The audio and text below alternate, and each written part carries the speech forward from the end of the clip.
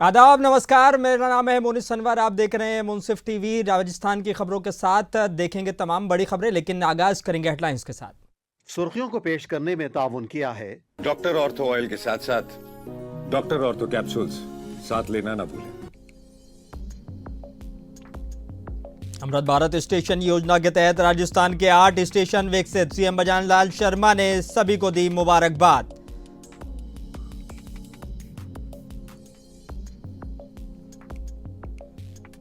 सैनिक कल्याण विभाग के अधिकारियों के साथ सीएम भजनलाल शर्मा ने की बैठक। वीर गाथाओं को जन जन तक पहुंचाने के दिए निर्देश।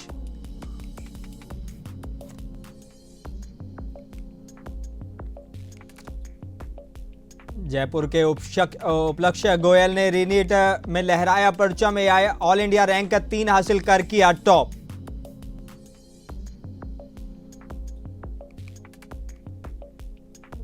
परिसीमन को लेकर गजेंद्र सिंह शेखावत का बड़ा बयान। बोले 2008 के बाद अब प्रक्रिया शुरू करने का समय आया है।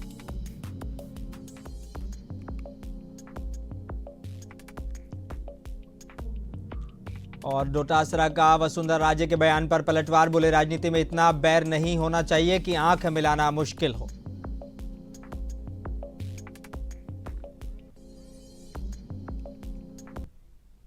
आगाज करेंगे राजस्थान की बड़ी और अहम खबरों के साथ। राजस्थान में रेलवे आधुनिकीकरण की दिशा में आज का दिन बेहद खास रहा है। प्रधानमंत्री नरेंद्र मोदी ने वीडियो कॉन्फ्रेंसिंग के जरिए देश भर के 75 अमृत भारत रेलवे स्टेशनों का लोकार्पण किया है। इस दौरान राजस्थान के 8 पुनर्विकसित रेलवे स्टेशनों को भी राष्ट्र को समर्पित किया गया है। इसमें नागौर जिले के गोटन रेलवे स्टेशन भी शामिल है। स्टेशन को यात्रियों की सुविधा के लिए आधुनिक सुविधाओं से सुसज्जित किया गया है और इसके विकास में स्थानीय संस्कृति की झलक भी दिखाई गई है। इस मौके पर मुख्यमंत्री भजनलाल शर्मा नागौर पहुंचे और कार्यक्रम में शामिल हुए। उन्होंने इस सौगात के लिए प्रदेशवासियों को मुबारकबाद दी है। आज राजस्थान के लिए अत्यंत खुशी और गौरव की बात है कि रेलवे के क्षेत्र में आदरणीय प्रधानमंत्री नरेंद्र मोदी जी के नेतृत्व में पूरे देश भर के अंदर 75 पुनः विकसित अमृत भारत स्टेशनों का उद्घाटन हो रहा है। हमें खुशी है कि आज प्रधानमंत्री जी के कर कमलों से इसमें राजस्थान के 8 अमृत स्टेशन, जिसमें बाड़मेर, दौसा, डीग, गंगापुर सिटी, गोटन, जैसलमेर, खैरतल और सोमेश्वर का उद्घाटन हो रहा है। मित्रों, ये देश के यशस्वी प्रधानमंत्री नरेंद्र मोदी जी का विकसित भारत का जो विजन है, उस संकल्प के साथ गति देने के लिए यह बहुत ही महत्वपूर्ण कार्य आज हुआ है। क्योंकि आपने देखा होगा 2014 के बाद देश के अंदर जो स्थितियां बदली हैं वो आप सभी के सामने है। 2014 के बाद देश के अंदर गरीब कल्याण की योजनाएं, विकास की योजनाएं, सीमाओं की सुरक्षा और देश का बढ़ता हुआ गौरव आप देख रहे हैं। और माननीय प्रधानमंत्री जी के नेतृत्व में देश जिस तरह से प्रगति कर रहा है, विकास और आत्मनिर्भर भारत की एक मजबूत आधारशिला रखी जा रही है। और आप सभी जानते हैं कि प्रधानमंत्री जी का संकल्प है कि भारत के रेलवे स्टेशन, ट्रेनें, रेल की पटरियां और सुरक्षा की दृष्टि से हमारा ये रेलवे विभाग किस तरह से मजबूत हो सकता है। और राजस्थान के मुख्यमंत्री भजनलाल शर्मा ने सैनिक कल्याण विभाग के अधिकारियों के साथ बैठक कर वीर सैनिकों, पूर्व सैनिकों और उनके परिवारों के हितों को लेकर अहम निर्देश दिए हैं। मुख्यमंत्री ने कहा कि राष्ट्र की रक्षा में सहयोग और योगदान देने वाले वीरों का सम्मान और कल्याण सरकार की सर्वोच्च प्राथमिकता है। उन्होंने पात्र लोगों तक योजनाओं का लाभ समयबद्ध और पारदर्शी तरीके से पहुंचाने के साथ समस्याओं के संवेदनशील समाधान के निर्देश दिए हैं। साथ ही सेना की गौरव गाथाओं को जन जन तक पहुंचाने और प्रदेश के शहीद स्मारकों के लिए एक रूप मॉडल विकसित करने पर भी जोर दिया है। कुछ और खबरों की तरफ रुख करेंगे। राजस्थान के जोधपुर में केंद्रीय मंत्री गजेंद्र सिंह शेखावत ने परिसीमन को लेकर बड़ा बयान दिया है। उन्होंने कहा कि पिछला परिसीमन साल 2008 में लागू हुआ था और अब इस प्रक्रिया को दोबारा शुरू करने का वक्त आ गया है। शेखावत ने कहा कि इस मुद्दे पर अंतिम फैसला लोकसभा में लिया जाएगा। उनका यह बयान ऐसे समय में आया है जब देश में परिसीमन को लेकर राजनीतिक चर्चा तेज है। सीमन एक सतत प्रक्रिया है। बढ़ती हुई आबादी के चलते हुए जिस तरह से लोकसभा क्षेत्रों में, विधानसभा क्षेत्रों में निरंतर मतदाताओं की संख्या और जनसंख्या बढ़ती है, आज़ादी के बाद से संविधान में उस तरह की व्यवस्था की गई। पिछला परिसीमन जब 2008 में लागू हुआ था और उसको परिसीमन के जिस एक्ट के माध्यम से उसको लागू किया गया था, उस एक्ट में ये प्रावधान किया था कि 2025 के बाद में फिर पुनः वापस परिसीमन होगा। मुझे लगता है कि अब समय आ गया है, लेकिन ये निर्णय लोकसभा के पटल पर होना है, लोकसभा के सांसदों के विवेक के अनुसार होना है। आज के समय में ये प्रासंगिक और भी अधिक इसलिए हो गया है कि माननीय प्रधानमंत्री जी ने जिस तरह से महिलाओं को सशक्तिकरण करने से आगे बढ़कर के महिलाओं के सशक्त नेतृत्व में देश का विकास हो, उस दिशा में देश को आगे बढ़ाने के लिए महिलाओं को विधायी कार्यों में उनकी सहभागिता को हम जो है एक्ट ऑफ लॉ के द्वारा सुनिश्चित कर सकें, एक्ट ऑफ पार्लियामेंट के द्वारा सुनिश्चित कर सकें, इस दृष्टिकोण से जो फैसला किया था उसके प्रसंग में निश्चित रूप से ये डिलिमिटेशन होना आवश्यक है। लेकिन विपक्ष ने पिछले सत्र में जब ये लोकसभा के पटल पर रखा गया था, तब जिस तरह से विपक्ष ने अपना महिला विरोधी होने का जो उनका या महिलाओं की भागीदारी को रोकने का जो उनका चाल और चरित्र है, वो दोनों के लेकर के वो बेनकाब हुए थे। तो आवश्यक है, प्रासंगिक है। लोकसभा के पटल पर लोकसभा का सत्र प्रारंभ होने के साथ जब बिजनेस एडवाइजरी कमेटी की मीटिंग होगी और उसमें सभी पार्टी के सदस्य बैठ करके तय करेंगे कि ये विधेयक जो है वो लाना चाहिए। और जयपुर में कांग्रेस प्रदेश अध्यक्ष गोविंद सिंह डोटासरा ने भाजपा नेता वसुंधरा राजे के बयान पर प्रतिक्रिया दी है। डोटासरा ने कहा कि वसुंधरा राजे की बातों में पीड़ा झलकती है। उन्होंने राजनीति में आपसी संबंध बनाए रखने की बात कही है। उन्होंने कहा कि राजनीति में मतभेद हो सकते हैं, लेकिन इतना बैर नहीं होना चाहिए कि नेता एक दूसरे से बात या नजरें मिलाना भी छोड़ दें। देखो, वसुंधरा जी दुखी आत्मा है और दुखी आत्मा जो निकलता है, उसके जो शब्द निकलते हैं तो वो ठीक ही निकलते हैं। वो राजेंद्र जी राठौड़ साहब की तरफ देख रही थी और एक बार उन्होंने भजनलाल जी की तरफ भी देखा था। अब उनके क्या बात चुभ गई, क्या उनके खिलाफ कौन क्या षड्यंत्र कर रहा है, मेरे समझ से परे है। लेकिन वसुंधरा जी ने जो बातें कही वो वास्तव में संजीदगी की बातें थी, अच्छी बातें थी कि हमको राजनीति में इतना भी बैरभाव नहीं रखना चाहिए कि हम आंख ही नहीं मिला सके। और एक जो जोशी जी, वो रामकिशोर जी जो थे, पंडित रामकिशन जी, उनकी बात 100% वर्तमान समय में लागू हो रही है। वो ये कहते हैं, कल उन्होंने कहा, मैं 100% उनकी बात से सहमत हूं कि एक समय था जब एक दूसरे के खिलाफ बहस होती थी, फिर जब हाउस एडजोर्न होता था तो बैठते थे, चाय पीते थे, चर्चा परिचय करते थे, घर तक जाते थे। आजकल तो अगर मैंने मुख्यमंत्री के खिलाफ कुछ बोल दिया तो मेरे तमाम जो भी जितने भी रिश्तेदार, पहचान वाले मेरे इलाके के, उनके सबके ट्रांसफर कर दिया जाए। आज क्या हो रहा है बताइए? लक्ष्मणगढ़ के ट्रांसफर सबसे ज्यादा शिक्षा में क्यों हो रहे हैं? क्योंकि मैं शिक्षा मंत्री की गलत नीतियों का विरोध करता हूं, आरएसएस का विरोध करता हूं। और जयपुर के उपलक्ष्य गोयल ने नीट यूजी 2026 में 720 में से 711 अंक हासिल कर ऑल इंडिया रैंक तीसरे प्राप्त की है। उपलक्ष्य ने अपनी सफलता का श्रेय माता पिता के सहयोग और रोजाना 10 से 12 घंटे की पढ़ाई को दिया है। उन्होंने बताया कि पेपर लीक के बाद परीक्षा रद्द होने से निराशा हुई, लेकिन दोबारा परीक्षा ने अपनी गलतियां सुधारने का मौका भी दिया। उपलक्ष्य के मुताबिक तैयारी के दौरान उन्होंने सामाजिक और पारिवारिक कार्यक्रमों में पूरी तरह से दूरी बनाई और लगातार पढ़ाई, प्रैक्टिस और रिवीजन पर ध्यान केंद्रित किया, और यही अनुशासन उनकी बड़ी सफलता का सबसे अहम वजह बना है। मुझे अपने इस अचीवमेंट के लिए वो सबसे ज़्यादा तो अपने माँ बाप के लिए अच्छा लग रहा है कि उन्होंने हमेशा मुझे सपोर्ट किया, और अब इसका अच्छा रिजल्ट आया तो अब पापा और मम्मी बड़े खुश हैं, तो मैं भी खुश हूँ। मैं वैसे तो घंटे गिनता नहीं था, पर लगभग 10 से 12 घंटे पढ़ता था, और कभी कभार ज़्यादा कर लेता था, पर कभी कभार कम भी कर लेता था। हाँ, कोचिंग में आकाश इंस्टीट्यूट से पढ़ा हूँ। हाँ, निराशा तो थी, मतलब कि डर सा था कि बाद में अब अच्छा रिजल्ट आएगा कि नहीं, मतलब कितना क्या रहेगा कुछ पता नहीं है। और जिसके लिए मेहनत की वो कैंसिल हो गई एग्ज़ाम। बाकी एक मन में एक थोड़ी सी खुशी और थी कि पहले जो मिस्टेक्स कर दी एक बार सुधारने का मौका मिल गया। एक दूसरा डिफ़िकल्टीज सर, पूरा तन से मतलब पूरा टाइम पढ़ाई को देना पड़ता था और कोई फंक्शन में नहीं जाना पड़ता था। पूरा स्ट्रगल था कि पढ़ाई करते रहो, प्रैक्टिस करते रहो। और पूरा मैंने कोई फंक्शंस में अटेंड नहीं किए और कहीं घर से बाहर नहीं निकलता था, कमरे में रहता था। तो उसे बहुत टाइम पढ़ाई को दिया है। और खबर जयपुर से है। नीट यूजी 2026 में ऑल इंडिया रैंक तीसरी हासिल करने वाले टॉपर उपलक्ष्य गोयल की सफलता पर उनके माता पिता मुकेश गोयल ने गर्व जताया है। उन्होंने बताया कि उपलक्ष्य ने 11वीं से ही डॉक्टर बनने का लक्ष्य तय कर लिया था और पहली ही कोशिश में परीक्षा पास करने का संकल्प लिया।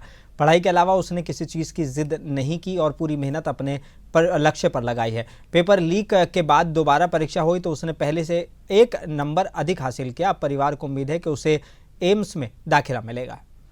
गर्व का पल है सर। और हमारे मतलब पूरे इसमें जो पूरी फैमिली में है सबसे टॉपर यही है। और नो डाउट इसने शुरू से ही इंटेलिजेंट रहा है। और जबकि 11th में जो था ये तभी ने खुद मेरे से ही पूछा था कि सर मेरे को क्या बनना चाहिए। मैं तेरे को जो अच्छा लगे वो बनो। बोले नहीं सर मेरे को तो डॉक्टर ही बनना है। मैं तो डॉक्टर बनना इतना है डॉक्टर ही बनो, कोई इसमें इश्यू वाली बात नहीं है। बाकी इसने जो मेहनत की है तो वाकई में काबिल तारीफ है। मतलब इसने कभी कभी कोई मतलब किसी को कुछ मांगा नहीं, ना फिर किसी ने कोई डिमांड है ना कुछ है, ना कहीं जाना है। उसका एक ही टारगेट था कि मेरे को ये बनना है और फर्स्ट अटेम्प्ट में ही मेरे को बनना है। मेरे को ड्रॉप भी निकला, मेरे को 12 के साथ ही निकलना है, चाहे मुझे कुछ भी करना पड़े। उस दिन जब पहला लीक हुआ था तो एक्चुअल में पहले तो उसको थोड़ा सा बुरा लगा, लेकिन बाद में इसको ये भी ठीक लगा कि पेपर बहुत इजी था। तो इजी पेपर में फिर रैंक जो है जो इसको मिलना चाहिए था, जो इसका सपना था कि मुझे एम्स दिल्ली मिले, तो वो शायद नहीं मिलता क्योंकि 720 पे ही कई लोग आ रहे थे। ये भी आ रहा था और भी कई लोग थे। तो इसको डाउट था कि भाई इतना एम्स मिलेगा नहीं मिलेगा, एम्स की सीटें बहुत कम है। तो फिर जब एक बार तो हुआ, लेकिन दोबारा खुश भी हो गया कि चलो बढ़िया है, कोई बात नहीं, कोई दिक्कत नहीं, दोबारा मैं तैयारी करूंगा। और दोबारा जब इसने तैयारी करी तो उससे 1 नंबर ज्यादा ही है इसकी। वहीं मां अनुराधा गोयल ने भावुक होते हुए कहा कि बेटे ने अपने सपने के लिए हर खुशी का त्याग कर दिया। उसने घूमना फिरना, पारिवारिक कार्यक्रम और अन्य शौक जो है वो छोड़ दिया और पूरी तरह से ध्यान पढ़ाई पर लगाया। उन्होंने बताया कि पेपर लीक के बाद वो काफ़ी दुखी था, लेकिन परिवार ने उसे समझाया और दोबारा पूरी मेहनत के साथ तैयारी करने के लिए प्रेरित किया। उनका कहना है कि यदि बच्चा पूरी लगन और दृढ़ निश्चय के साथ मेहनत करे तो सफलता ज़रूर मिलती है। जो है सब कुछ छोड़ दिया इसने अपना इस सपने के लिए। इसने कहा मैं कहीं नहीं जाऊंगा, जो करूंगा नीट के बाद करूंगा। आज जो है ये सब मुझे बोलना नहीं जा रहा है। इसने अपना जीवन जो है ना इसी के लिए शायद बनाया है। मैं क्योंकि ये मतलब मैं बोल नहीं पा रही हूँ कि क्या बताऊँ। इसने अपना जो है नहीं जाऊंगा, नहीं करूंगा, जो करूंगा नीट के बाद करूंगा। बस मुझे एक बार एम्स जाना है बस। और मुझे ये था अगर नहीं हुआ तो पता नहीं ये इसके मन में क्या होगा। तो बस यही इच्छा थी भगवान से कि इसका जो सपना, बस एक ही चीज मांगती थी, भगवान ये जो सोच रहा है बस वही पूरा हो जाए। बस इसके जो दिमाग में है, जो मन में है, जो ये चाहता है बस वो पूरा हो। और मध्य प्रदेश के जबलपुर के आर्यमन सिंह सोलंकी ने नीट यूजी 2026 में ऑल इंडिया रैंक 46 हासिल कर प्रदेश में टॉप किया है। उनकी मां डॉक्टर अनुपमा सोलंकी ने बेटे की सफलता का श्रेय उसके स्पष्ट लक्ष्य, अनुशासन और मेहनत को दिया है। उन्होंने कहा कि आर्यमन को हर पड़ाव पर बेहतरीन शिक्षक, अच्छे दोस्त और परिवार का पूरा सहयोग मिला। उन्होंने भावुक होकर कहा कि माता पिता के तौर पर बेटे के नाम से पहचाना जाना उनका सपना था, जो अब पूरा हो गया है। साथ ही डॉक्टर होने के नाते एम्स दिल्ली का सपना भी आर्यमन ने साकार कर दिया है। सर बट आर्यमन जैसा बच्चा हो तो काम बहुत सरल हो जाता है। वो बहुत फोकस था और उससे ज़्यादा उसका एम था एंड उसकी किस्मत अच्छी थी कि उसको हर स्टेप पे टीचर्स बहुत अच्छे मिले और दोस्त बहुत अच्छे मिले। तो जब सही कंपनी और सही डायरेक्शन और बड़ों का आशीर्वाद होता है ना, तो चीज़ें अपने आप ही अलाइन होती हैं और सक्सेस मिलती है। तो एज अ पेरेंट बच्चे के नाम से जाना जाए, ये तो एक बहुत बड़ा ड्रीम होता है जो फुलफिल हुआ। और दूसरा एज अ डॉक्टर। और राजस्थान के कोटा से बेहद चिंताजनक मामला सामने आया है। बता दें कि न्यू मेडिकल कॉलेज अस्पताल में सिजेरियन डिलीवरी के बाद 5 महिलाओं की किडनी में गंभीर संक्रमण हो गया है, जिसके चलते वो पिछले 68 दिनों में 32 बार डायलिसिस करा चुकी हैं। पीड़ित परिवारों का कहना है कि इलाज के दौरान महिलाओं को तेज बुखार, उल्टियां और भारी तकलीफ झेलनी पड़ रही है। वहीं इसी मामले में प्रसव के बाद हुई जटिलताओं से 5 अन्य महिलाओं को भी मौत हो चुकी है। बता दें कि अब पीड़ित परिवारों ने राष्ट्रपति द्रौपदी मुर्मू को पत्र लिखकर मांग की है कि यदि किडनी प्रत्यारोपण संभव नहीं है तो उन्हें इच्छा मृत्यु की अनुमति दी जाए। तारीख को आए थे खुशियाँ लेने, मेडिकल कॉलेज की वजह से, नकली दवाइयों की वजह से हमारी खुशियाँ मातम में बदल दी। आज हमें यहाँ पे 70 दिन हो गए है ना, और हफ्ते में 3 बार डायलिसिस हो रही है। डायलिसिस की वजह से ही हमें पहले ही डर लग जाता है डायलिसिस का नाम लेते ही, और हम नहीं कराना चाहते अब डायलिसिस। जब कलेक्टर साहब को हमने ज्ञापन दिया, अभी तक उनका कोई जवाब भी नहीं आया। हम चाहते हैं कि उनका जवाब आए, है ना, या तो हम डायलिसिस करवाना बंद कर देंगे, और वैसे भी हम डायलिसिस नहीं करवाएंगे। अगर हमें कुछ होता है तो इस सब का जिम्मेदार मेडिकल कॉलेज और गवर्नमेंट होगी। बोलो डायलिसिस नहीं कराएंगे, और 2 दिन पहले वो दिया था गए सरकार को, उन्होंने कुछ भी जवाब नहीं दिया। मेरे को डायलिसिस नहीं करानी है, मैं तो जैसे आया था वैसे ही करना है। हम वहाँ बोल के आए थे 48 घंटे के बाद हम डायलिसिस कराना बंद कर देंगे। हमारी तबीयत बहुत ज़्यादा बिगड़ जाती है, हम डायलिसिस के सहारे नहीं जीना चाहते, जिएंगे भी नहीं। हम 6 महीने जिएंगे, बस खत्म हो जाएंगे। हमारा किडनी डलवा दो जल्दी से जल्दी। सरकार से ये प्रार्थना है कि हमें ठीक करवा दो। भर्ती हैं वो पूरी तरह से स्टेबल हैं, उनका डायलिसिस आवश्यकता अनुसार किया जा रहा है। वो कब तक करना पड़ेगा ये कहना एक चिकित्सक के लिए संभव नहीं है। जब तक किडनी उनकी पूरी